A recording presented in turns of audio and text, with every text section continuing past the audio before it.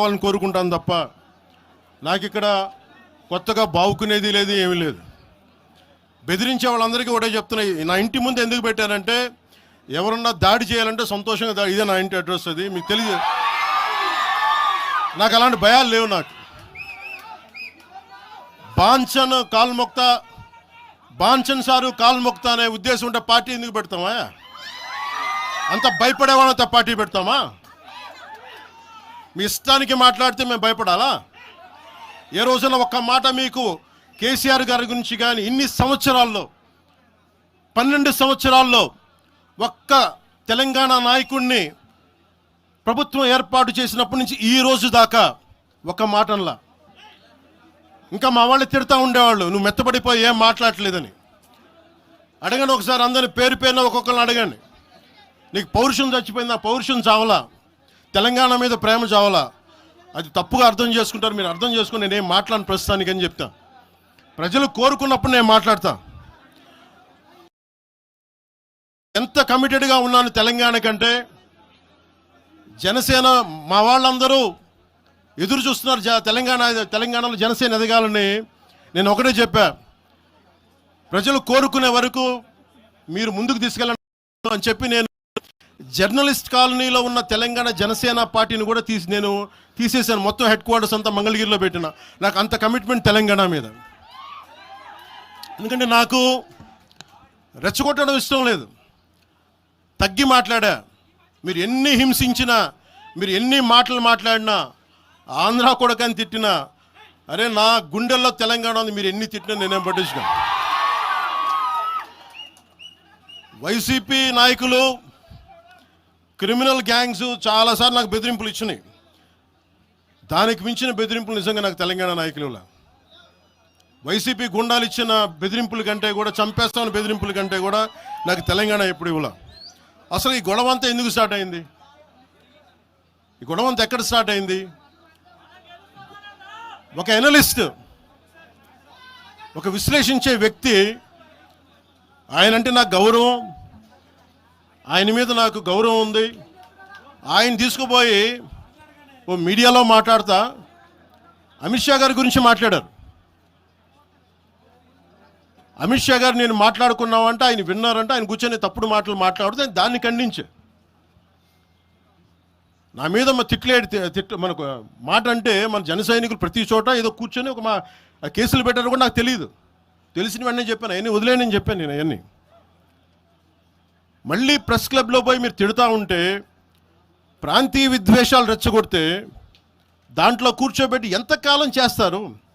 12 సంవత్సరాలు తెలంగాణ వచ్చిన తర్వాత ఇంకా తెలంగాణలో ఉపాధి లేకపోయినా, ఏమి లేకపోయినా దానికి ఆంధ్రుడే కారణం, దానికి పవన్ కళ్యాణే కారణం. పరిశ్రమల్లో ఈ లెక్కల్లో ఇంక మీరు ఎప్పుడు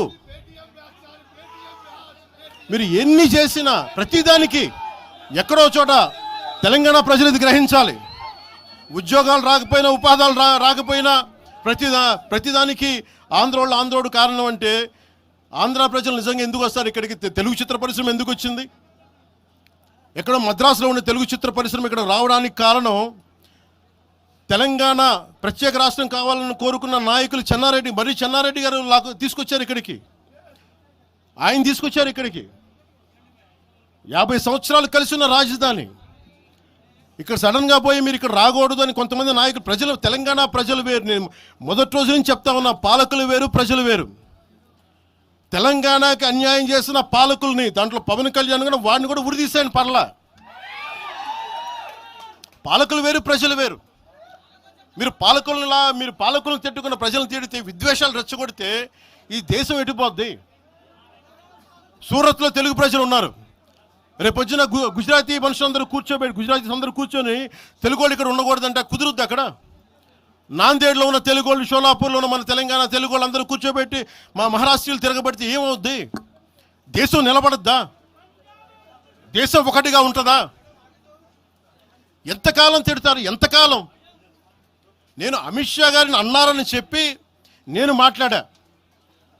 మాట్లాడగానే కూర్చోబెట్టి ఒక్కళ్ళు దానికి చిలవలు పలవలు చేసి, నాకు తెలంగాణ అంటే పడదు, నాకు వీళ్ళంటే పడదు, వాళ్ళంటే పడదు. ఇన్ని సంవత్సరాలు 12 years కూర్చోబెట్టడం మేము ఒక చెరువుని కబ్జా చేసామంట. నాకేం పనిలేదా? మేము నిజంగా మీరన్నట్టుగా కబ్జా చేస్తే ఇల్లు తగలబెట్టారా? నాది వచ్చి మీరు ఉంచుతారా నన్ను? ఒక్కొక్కళ్ళు కూర్చోబెట్టి 111 జీవోలు ఏమేం చేశారు అటు చూసిపోండి, అటు చూడండి. నిజంగా ఈ రోజున తెలంగాణ రాష్ట్ర ముఖ్యమంత్రి గారికే చెప్తున్నా, రేవంత్ రెడ్డి గారికే చెప్తున్నా, ఆయనంటే నాకు ఇష్టం, ఆయనంటే గౌరవం నాకు. కానీ వారికే నేను చెప్తా ఉన్నా, తెలంగాణ ప్రభుత్వానికే చెప్తున్నా, పవన్ కళ్యాణ్ గనుక ఆ చెరువుని మీరు ఒక చెరువును ఆక్యుపై చేసుకున్నాడు అంటే సంతోషంగా చెప్తాను, ఈ రోజు నేను తెలంగాణ ప్రభుత్వానికి రాసి ఇచ్చేస్తున్నాను. అలాగే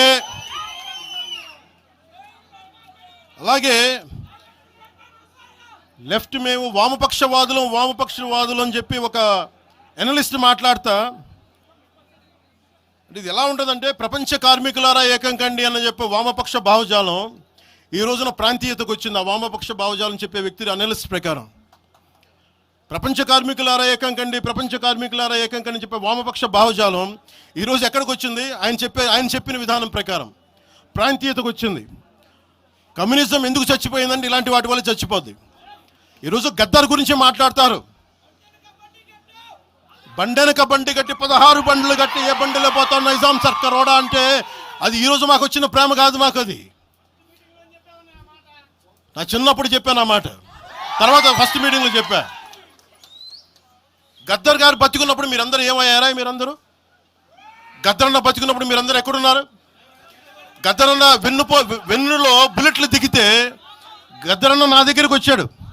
ఒకటి అడిగాడు ఆఫీస్కి వచ్చి, మన జర్నలిస్ట్ కాలనీలో ఉండే జనసేన ఆఫీస్కి వచ్చి, అరే తమ్మి నాకు బుల్లెట్లు దిగినీరా, నాకు వెనకాల నన్ను స్వేచ్ఛగా రే అని పిలుచుకునేంత చనువు మా ఇద్దరి మధ్య, నాకు బుల్లెట్లు దిగినీరా ఈ వెన్నులో, నడవాలంటే ఇబ్బందిగా ఉందిరా, నాకు కారులో పోవాలంటే ఆటోలో తిరగలేకపోతున్నా, ఒక అండంగా అడుగుతున్నా, హక్కుగా అడుగుతున్నా, బండి కొనివరా అంటే ఆయన ఒక 24 గంటలు 3 రోజుల్లోనో 2 రోజుల్లోనో బండి కొనిచ్చాను నేను ఆయనకి.